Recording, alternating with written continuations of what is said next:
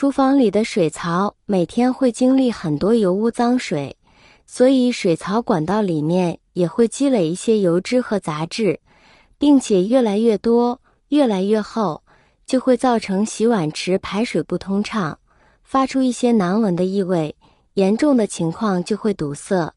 脏水也排不出去。今天来教大家怎么解决这个问题。大家好，欢迎来到小明家魔法。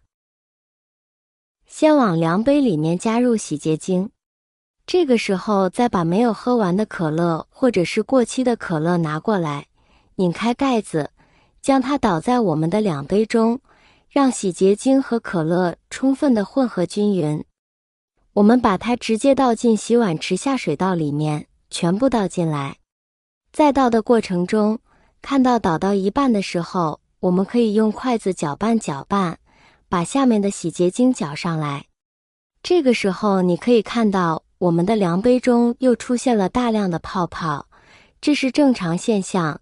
继续把剩下的全部倒进下水道口，先不要着急，我们把盖子盖上，让它保持在1个小时以上。这1个小时之间，大家要注意洗碗池不要用，尽量不要沾水哦，不然的话会影响到它的效果。可乐里面含有磷酸，它有一定溶解水垢的用处，同时对于一些沉积物也有很好的作用。只有确保了足够的时长，这样才可以让磷酸更好的发挥它的作用。所以整个过程中千万不要用水去冲洗，洗洁精在里面反应的时候，也会对我们的下水管道内壁进行一个清洁软化，尤其是对下水管道里面的油污软化作用非常明显。亲爱的朋友们，视频已经看到这里了，如果您喜欢我的视频，请您用发财的小手给我点个赞吧，您的每一个点赞都是对我最大的支持与鼓励，谢谢大家了。时间到了，现在我们往洗碗池里面加入适量的温水，水的温度一定要在50度以上70度以下哦。如果是冷水的话，那么下水管道中被溶解掉的一些油渍、污渍不容易带走，但如果水温过高的话，又容易把我们的下水管道烫变形，因为基本上咱们的下水管道啊，上面都会有一些料软管，温度过高的话就容易把塑料软管烫变形，这样一来就容易导致下水管道漏水了。直接将开水倒入到下水管道里，不仅仅是洗菜盆下面的连接软管会受到影响，就连最下面的连接排水管道也会出现炸裂的情况。这是因为 PVC 的下水管道在冷热交替的情况下，管道就很容易出现炸裂。经常倒入油汤的热水会让下水道里滋生大量细菌，甚至出现飞虫等反胃现象。排水管道一般是冷水流过，在经常倒入开水时，在冷热交替的情况下，管道就很容易出现炸裂。如果当时有人在跟前，还容易伤到人，这就非常危险了。我们的洗碗池之所以会堵塞，其实就是因为平时的一些食物残渣、油脂，以及长时间和水打交道的水垢都堆积在了管壁上，尤其是在天冷的时候，流入下水道的油脂还会凝结在管壁上，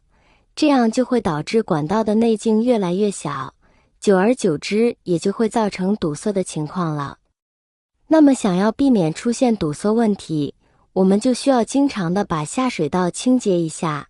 将附着在上面的脏物洗掉，洗碗池也就不会出现堵塞了。厨房下水道堵塞是常见的问题，为了避免这种情况，可以采取以下措施：一、保持按时疏通下水道的习惯，建议每个月进行1次疏通。学会使用下水道通管器，在厨房操作过程中，最好使用专门的下水道通管器来定期清理下水管道。通管器可以有效地清理下水管道中的油污和其他杂质，避免管道堵塞。以上这些措施可以有效地防止下水道堵塞的问题，但除了这些措施外，我们还可以考虑一些其他的措施来进一步预防下水道堵塞的问题，比如定期进行下水管道的清洁和维护，避免管道中的油污和其他杂质堆积。在厨房装修时，选择合适的管道材料和设计，减少下水道堵塞的几率。厨房下水管道堵塞是家常便饭的事了，虽然不发生在自己家中时总是觉得无所谓，但发生在自己家中时，又会让人觉得困扰。因此，希望大家能了解到正确的厨房下水管道疏通方法，以及避免下水管道堵塞的预防措施。只有这样，才能保证厨房的正常使用。2. 在日常使用中，保持良好的使用习惯，尽量不要向下水道扔垃圾，如食物残渣、油腻等。吃剩的火锅底料不能直接倒入洗菜盆中，这是因为火锅底料的油性很大，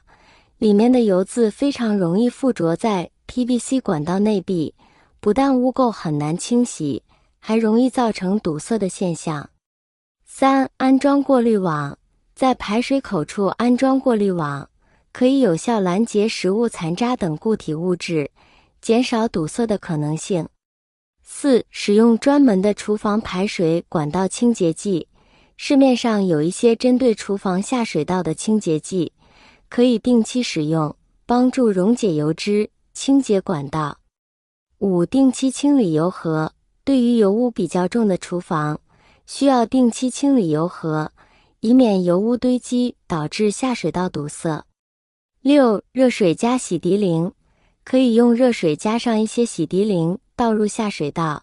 这样可以有效清洁管道，减少堵塞的可能性。7. 原木疏通下水道法，找一根和下水道管差不多粗的原木棍，插到管道里，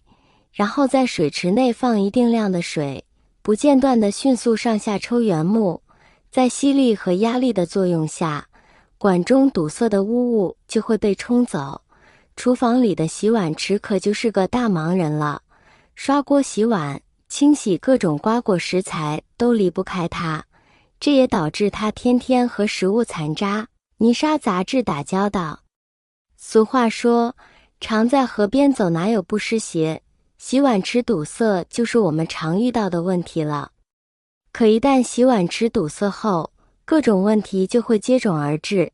不仅无法继续使用了，而且堵塞时间长了，还会散发出难闻的异味。很多朋友的第一时间就会联系专门的疏通师傅上门，但这不仅费时，而且还要花费不少的钱。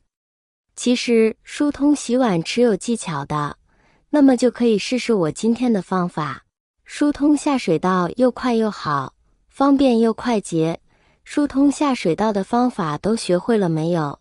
需要的朋友们可以试试哦。感谢大家的支持，我们下期再见。